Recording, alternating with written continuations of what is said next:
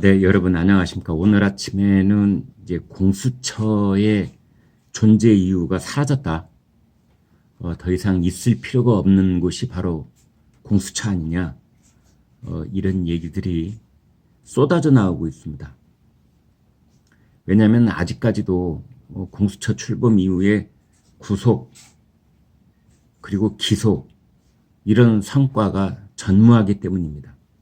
게다가 최근에 그 공수처의 넘버 2 공수처 차장 여운국 이 공수처 차장이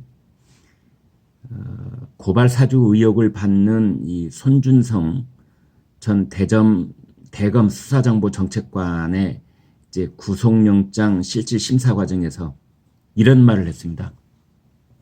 우리 공수처는 아마추어예요. 웃어야 될지 울어야 될지 모르겠습니다. 본인들 입으로 스스로 아마추어를 자처한 공수처는 이제 더 이상 있을 필요가 없다는 말을 스스로 고백을 한 것입니다. 여운국 씨의 그 본래 취지는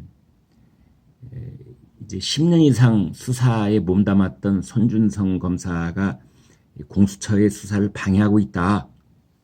뭐 그런 취지인 것인 줄은 알겠는데요.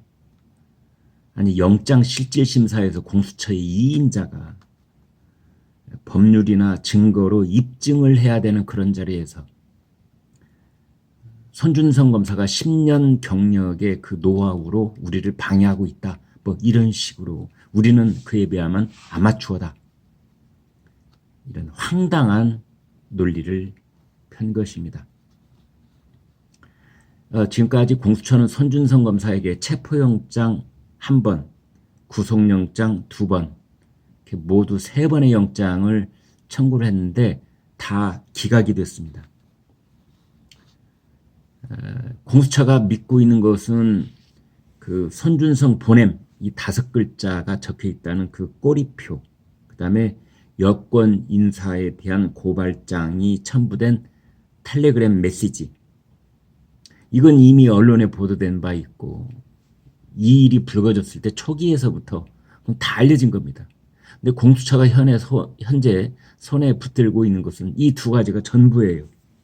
그래서 이제 확실한 증거를 내놓지 못하고 결국은 그 영장 판사가 구속의 사유와 필요성, 상당성에 대한 소명이 충분하지 않다. 이러면서 구속영장을 기각을 한 겁니다. 그러자 공수처가 갑자기 판사 사찰 문건 작성 의혹과 관련해서 손준성 검사에게 다시 출석하라. 이렇게 통보를 했습니다. 전형적인 표적 수사지요. 그러니까 A 사건으로 이 사람을 잡아넣기 위해서 수사를 하다가 이게 영장 기각되면은 플랜 B로 바로 옮아가서 또 B라는 사건으로 이 사람을 올가매기 위한 이제 절차에 들어가는 겁니다. 그게 안다면 그 다음 C, 또 플랜 C. 참 부끄러운 줄을 모릅니다.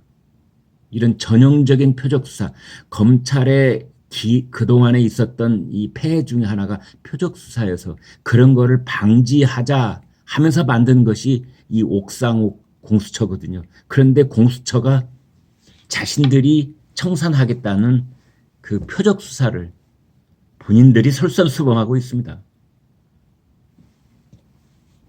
처음에는 손준성을 고발 사주로 이제 엮어내기 위해서 수사를 했다가 안 되니까 이번에는 판사 사찰, 이걸로 이제 방향을 급선회를 한 겁니다.